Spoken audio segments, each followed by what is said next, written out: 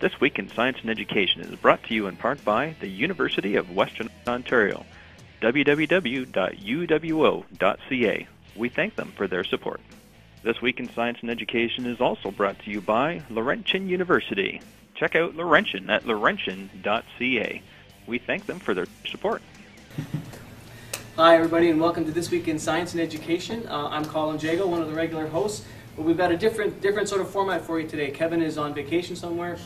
Thomas is teaching, go figure. We're at ECOO today, the Educational Computing Organization of Ontario's annual conference. And we're doing a live podcast today. We're recording it today. We've got a wonderful audience here of people listening in. And instead of the regular T-WiSE hosts, I'm joined by one of the This Week in Technology Education co-hosts, Norma Bingham. So Norma, thanks very much for stepping in and joining us. Well, thanks for the invite. It's really nice to be here, Colin. No problem. It's great. It's great. I'm glad that we can do this. It's a nice connection. We were talking earlier, because this is an educational computing conference. We're talking about technology and computing and education and science, and so it's a really nice blend of everything to have everything And your together. website is the best of both worlds. Yeah, well, I hope so. Yeah. And this is Dr. Dick Holland, I get that straight, from U of T, and he is part of an organization that has a website called GreenLearning.ca, and he's here today specifically to talk to us about a new sort of part of GreenLearning, I think, that's you're launching and talking about. You actually have a session later today at ECOO, but you're kind enough to join us today to talk a little bit about it. So why don't you just talk about maybe who you are, a bit of your background, and we'll jump into the GreenLearning from there. Yes, and thank you for the invitation, Colin. This is great. I'm a secondary teacher, formerly with Toronto Board, and working at the Teachers College at UT, Boise, and work on a range of teacher education initiatives, but from a long time ago was involved through peace and environmental education with a group called the Panelists Institute, and their education arm is GreenLearning. I work on a freelance basis with them, but working, and most of them are teachers or former teachers, and it's amazing. They produce online educational materials. There's a range of things. We can talk a bit more about it if you want. They really try to keep people in the field either developing and or testing all this stuff, and try to do outreach to teachers to get online. There's funding so that it's always free for people to join, which I think is always a barrier for teachers when there's a big subscription price, and we're hoping to expose lots of people to it at the conference. Great, great. So what's the difference between, GreenLearning's been around for much longer than the new ECOO initiative. That's a more subset. So give us maybe some example of some of the kind of things we can find in GreenLearning to start with. Well, GreenLearning sort of, I guess there's kind of three sections of it. The beginning of it was modules that were posted online for Alberta Learning, and that was when, probably more than a decade ago, when people were beginning to just see the advantage of going online to find something. Sure.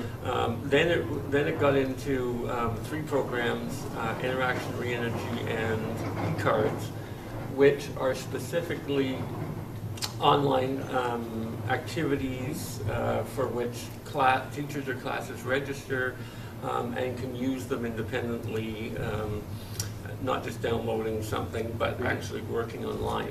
Some of it for traditional teachers could be printing off stuff, but the core of it and the hope is that they're going to really work with materials online. And the eCards one is the most recent for GreenLearning before we get to ECOO, and involves modules around renewable energy and a whole range of topics, from wind power, which we put up in the spring, but it's already out of date since the election. It's specifically designed for, as most of the stuff is, for primarily Ontario, Alberta, Manitoba, and BC, but there's more outreach to other provinces. I mean, I think it's applicable, knowing the curriculum it is. Always within the feeling of energy and environmental education was this looming issue of how teachers deal with climate change, either as individuals that want to do something about it with their classes, but more specifically, as good teachers do, trying to fit it into curriculum and finding reliable and material that isn't produced by the climate change advocate or the not climate change advocate.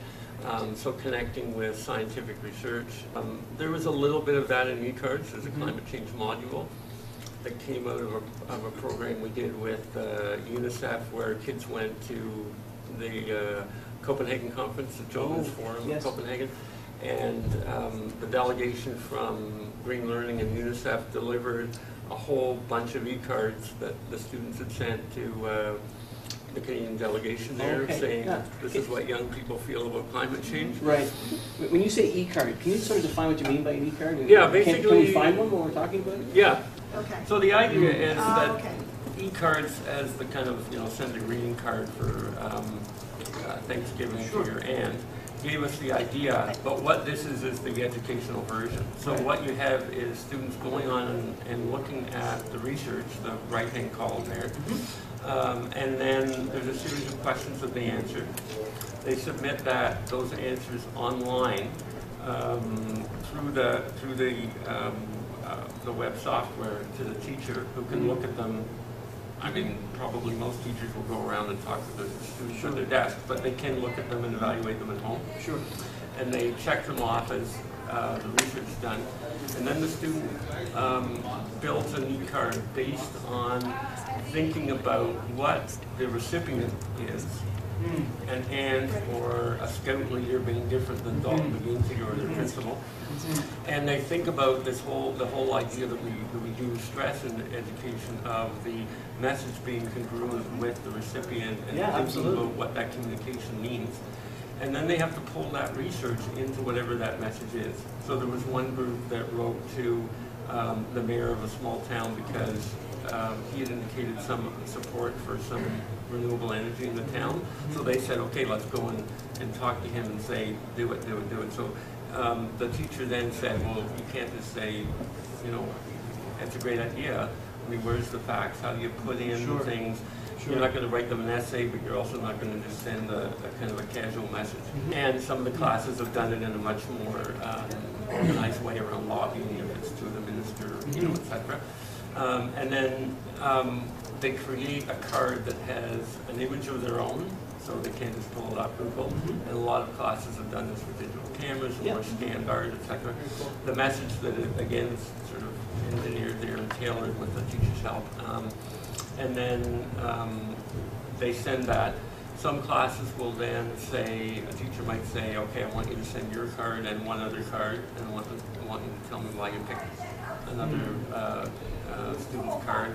There are some exemplars for assessment, but I think that most of the teachers, they want to do a good job of assessing, but what they get into it for is the idea that it can pull students into some good grounded research without having to, and for the younger grades this is particularly appealing, without having to go on the web. So in the teacher's guide we have other websites that people might want to use for the research, but to answer the questions they just need that, what's there on the screen, the right hand column. One stop. And there's inserted videos there. We were teamed up with Cape Farewell, that British Council expedition in the Arctic, where so there's a scientist explaining to one of the young people how you actually measure temperature, how you actually, like, okay, we know the glaciers are shrinking, but what does the scientist actually do to figure that out? I mean, what's the gear? What's the actual work? How much time does it take to get out there and do a lot of that? So I think that, and that's probably the one which is closest to helping the students see how science is actually done. All of them have a lot of background scientific research, and most of them have a series of facts at the end. So the wind power one went through all sorts of versions where I was saying to the wind expert at Pembina, we can't do that much explanation for grade 7. Yes, you have to, because it's science. You can't boil it. And so we went back and forth. And there's one on nuclear power which went both to atomic energy as well as to folks that are less amenable to more nuclear power, and that one took 17 But it's one that both signed off on. So I think that really is what teachers want. That would be one where I think as a science person you would be really leery of sending people onto the internet. Sure. To get something, like nuclear energy is the worst thing that ever happened to, it's the answer to our dreams. Neither of which is a scientific answer. But the web for young people looks credible even for a small organization. So I think that people want something that has gone through. I mean, the students might not see it this, might not look at it this way, but I think teachers and parents want that. Well, that Arctic activity that you were talking about, the shrinking glacier, that could easily be translated in terms of an activity for grade 4 or whatever. If you went out in the wintertime and you looked at measuring snowdrift or something like that on a day, and then you actually took the temperature and timed it, and took little digital photographs of how far the snowbank had receded on a sunny day. This fits perfectly into states of matter for grade 5. Sure does. All sorts of One of the nice things I like, and I don't know if we've got an audience full of teachers here, I'm thinking about all the different connections that something like this has to some of the bigger picture kind of things, right? It's not just the science curriculum. You've got tons of literacy connections in there, right? Writing for an audience and persuading people. But then there's the media part of it too, because you're creating something that's a media piece of work. It's not just, like you said, it's almost not writing an essay. You're actually doing something else. But then there's the chance of like an activism kind of thing, which when you look at the environmental framework, moving from knowledge into action, like there's so many neat connections that are just implicitly embedded in some of these kind of activities, which is really, really interesting. I think as we talk, though, you realize where we got the idea for Cool, though, because I think this is really interactive, and it feels really good for teachers to be able to communicate with students with the interactive piece of the assessment, saying you're ready to, your research is done, or it's not done yet, and then creating the card, sending it, etc. But what was there, and what we heard in sessions that we would present would be, this is great, but what about, as you said, what about me wanting to share the idea of measuring the snowdrift? What about me collaborating with another class? So GreenLearning can certainly set up people who want to exchange cards, and that happens. But the idea of using a web interface so that people could actually create assignments together and share resources, and somebody could go on, and because e-cards could in fact be a resource within Cool, but so could be the latest report from international panels, or something that your board produced, or so that I could then, I could be emailing you about the snowdrift piece, but online we could create a project where you could say, well, correspondence is this, and I could say, on the board also has something that we could work on. One of the partners we're working with is the ECOO school, so that'll be a connection where people on ECOO schools will say, we're actually working on a project partly because we want to be certified as an ECOO school, but it fits the grade 5 curriculum or whatever, and then they'll say who else is out there that we could collaborate with. And I think that people outside education feel that collaboration amongst teachers is probably easy because they go to conferences and they but I think the will is probably there. Collaboration easy among educators? I think the will is probably up there within it, compared to any other profession. But the ability to then go back to your class, either technologically figure out that collaboration, or timing, just how they're planned. Planning together, how many times have we wanted a period off with somebody else in the school to get something done, and not even, been able to sort of get that. So I think there's always the quest for the collaborative tool that isn't just the social media out there in general, which maybe we can all figure out how to do Twitter together to do those snowdrift rights, but what about one that's educational? So that's where we kind of began Cool, and what we did was we went on a retreat with some people from the ministries, reps from Manitoba, BC, and Ontario, and then a bunch of teachers and a couple of faculty of ed folk, and then said, what could this look like? And they came up with a bunch of ideas that will be down the pipeline. But the one that we're running with first is this Cool 2.0, trying to say Web 2.0 tools as well as the next step in climate change. Okay, so if I could distill it down, if I understand it, GreenLearning is sort of a repository of things for teachers to do really interesting activities. But you guys then took the next step with Cool, focused on climate change specifically, but built in the interactive component where people can work together, share together, and actually communicate and work on problems as teams in ways that Web 2.0 now allows that maybe it didn't when you originally started the GreenLearning. It's just sort of a place to get things, right? Absolutely. Okay. And I think that e-cards will continue. I mean, I'm giving a workshop at the History Conference because there's a couple that are aimed at the civics folks. Right, yes.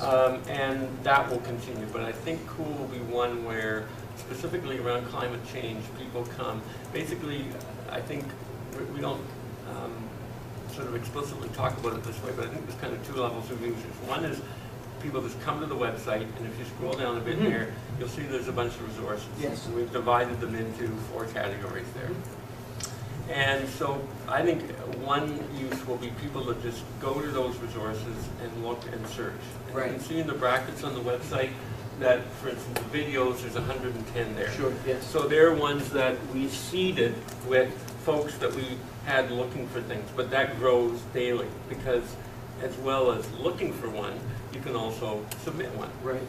And long discussions went on about how much you'd have to submit. So Right. if you want to go on, you're probably willing to put a whole long description, but maybe most people won't, so you don't want them not to submit. So, you know, you don't want something that's just like my favorite video period, but you don't want people to have to write, To read a whole bunch of fill in 5 fields. Yes. So that will grow, and some people will just go and look for a video and they'll search for peak oil, or they'll search for you know, climate change debate, or they'll look for something specific to their province, etc.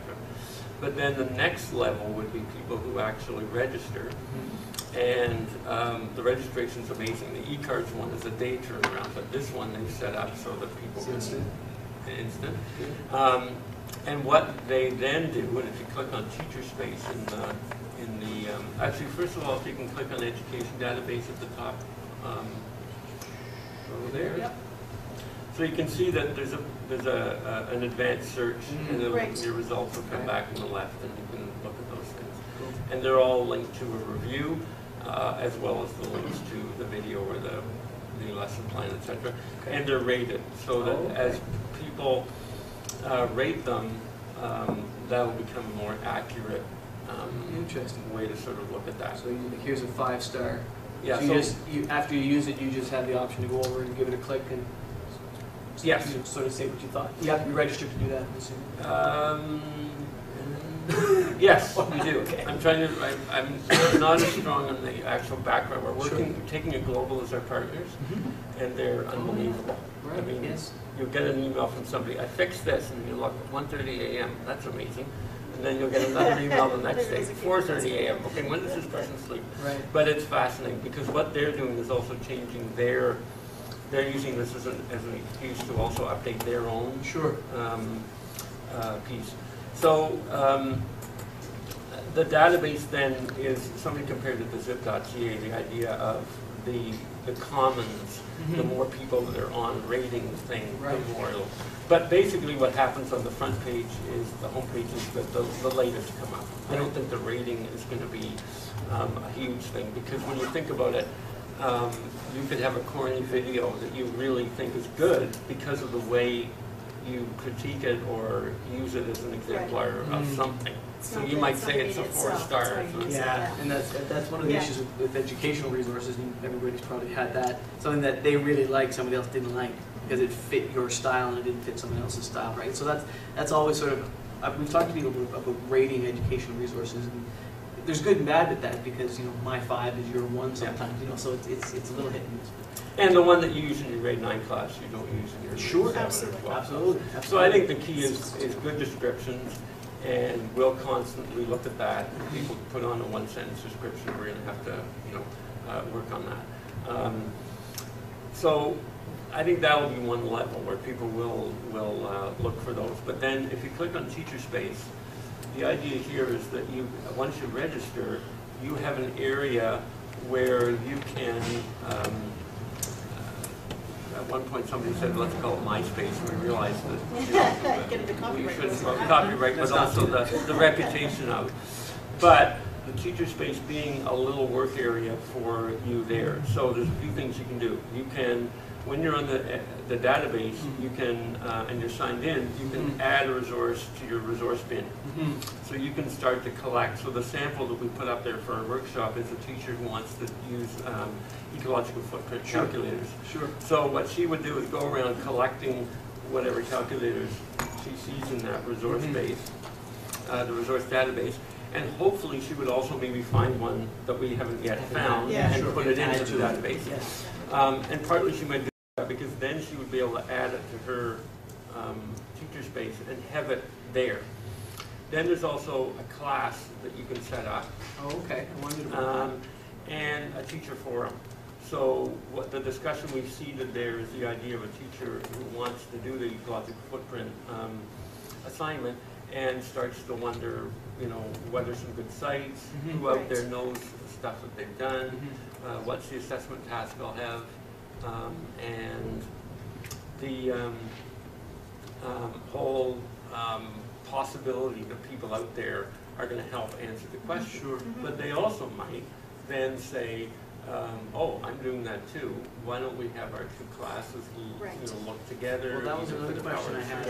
Right.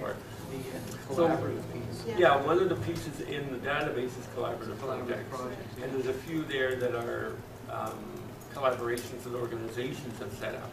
Okay. But the other is will be ones that people work on themselves. Right. So a teacher can submit a project then, and, and ask for people to collaborate with them on whatever. If they want to measure snowdrifts in various parts of Ontario, like just as a quick example. Exactly. Right. And probably the most effective way that they would do that is put that into lessons and activities. Sure. Right. But then also in the teacher forum, or even within the activity description, a sort of a call for partners in terms of that. Which could be particularly effective if you have a class that doesn't have snow.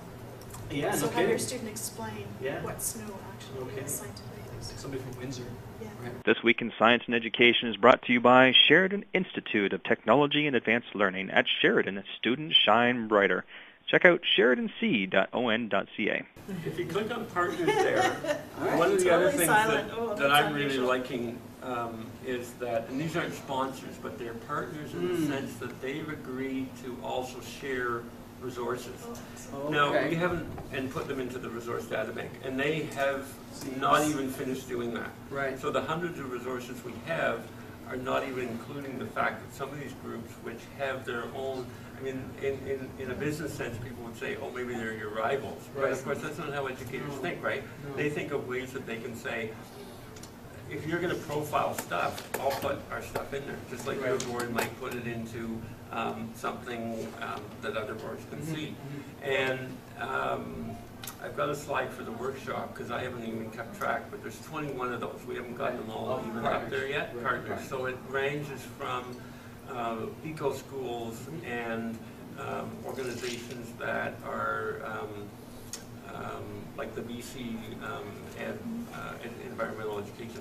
Lots of people will be posting things. So I think that that will both be exposure for possible partners, collaborative projects, or just that the database alone will be worth going to. So if you want to just click on, maybe we don't have time for me to log in, but I set up a class, and there's some demo classes in there. Right. So if people register, they can poke around and see. They've got a chance to do blogs, assignments. I think a lot of people, just like a lot of interactive online pieces, will do it partly online and partly in their class. Absolutely. But they could have a paperless assignment with, what's your link, what is, what did this table group come up with as their favorite footprint calculator, how are we going to show this? We're going to create a web link for our school website on calculators, or we're going to use it for there. It could all be done online with the ability to do things like assignments, collecting them, turning off the assignment, all that kind of thing that you don't usually get with the social media. You have to kind of tweak it to figure out how you turn on something and call it the assignment. Meanwhile, your board, why are you using Facebook in your grade 12? This is something that's right along what teachers want. And it's not version 1, right? Because the teachers, we had teachers testing it, both climate change people, but also kind of blind testing, where you just like go to this website and see if you can find your way around. And of course, you get lots of feedback, and then I got lost. Yeah. Well, I think one of the advantages of something like this is for those teachers who are really not comfortable with using technology, that they can actually go to a website, they could click on any of these partners and just get more information, or they could, learn how to do a beginning search just by their grade level and by activities, and just start using it that way. Become comfortable with it, then maybe get a login. And start doing some of the other pieces, and then once they're comfortable with that, add the blogging piece, or add a project, or try and do a collaborative piece. I think it's. I like the way it looks, actually. Yeah, no, I do too. And I think I never thought of that before, but it's sort of, it gets at people at all levels. If you just want to go and find something to use in your class, you can, but then you can build up to something more interactive and collaborative, which is kind of a neat way. Question from the floor, Mr. King. Yeah, Colin, I'm kind of curious, do you have something that parents can access through this so that they can sort of see what's going on inside it?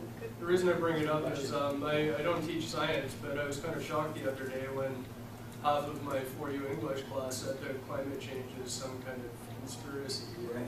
Yeah. And you know what I mean? And I can't help but think that that comes from home, so a little parental education wouldn't be out of order either, so I'm curious. Definitely. And it's a tough one. I mean, GreenLearning and Pembina, Pembina is on the side of wind power, and they're on the side that says that scientists do think that climate change is a real thing. But on the other hand, you don't want to come across as an advocacy group. And I think as a teacher working there, with them, I'm always leery of any group that comes and says, oh, we're going to sell you the latest XYZ serial version of the grade 4 curriculum. But what's happened is that because of parents caring about where the kids go on the web, I think there's a lot more move toward classroom or individual passwords being ones that schools share with parents. So that we have we haven't got a letter posted here. We've got one in e-cards, a sample letter that you can send home and say, we're working on this. A lot of it's online. The student can access it at home, but that means you can too. So I think that a lot of parents felt that when the era of the textbook left, they were lost because the big authentic assignments look good, but how could they help their student and their child at home? But I think it's really just a different way of thinking. The same stuff they're accessing, the same links that the child's given, or in this case, the same, what we hope, sort of safer environment, is the one that the parents could log into too. So, if a parent said to me, well, the child's password is secret to them, I'd say no, it's like email or anything else. This is part of education, and it's something that you should be accessing at home together. And if your parents are going to help you with it, then that's great. And I think that's where the parent could then say, oh, or another teacher like you, who isn't necessarily doing a unit, but is kind of worried about this kind of feeling, could go in and say, okay, let me look at climate change denial, as it's kind of being nicknamed in the media now, and sort of see if I can find something there. And the other day I found a really great one that an English teacher could use, because what it's about is how language is the key to spinning messages one way or the other. There's other examples, but climate change could be one. Which then ties it completely into the English curriculum, Absolutely. right? Which is a really neat, cross pollination of ideas, because you take that. This is how people present these ideas. It can be climate change. It can be any number of ideas, right? And it's that whole go at it critical from that thinking angle piece too, which is very, very interesting. Yep. Very cool. Literally. And cool. it's developing those critical learners that will not necessarily go into Wikipedia and accept everything it says as the be all and end all, but that they understand, okay, there are certain biases that people try and present to sway for their own opinion, for their own purposes, whatever.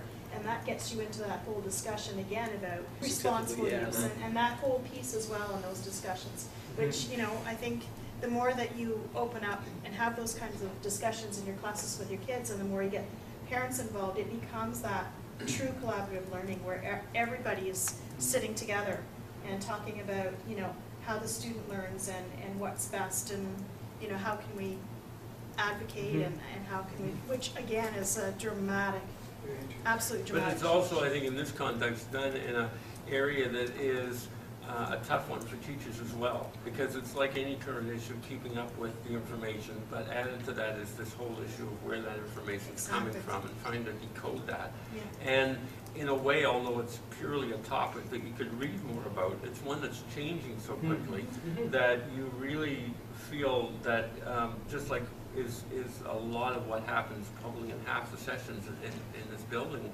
for these couple of days is, you know, how do we open up our vulnerability with students instead of being the experts? Absolutely. Either the technology piece, and hopefully we've solved a little bit of that with the interface, but also the content piece of saying, you know, we're both, I mean, this is new to civilization and it's new to all of us in this room, so the teacher and the students are both learning together.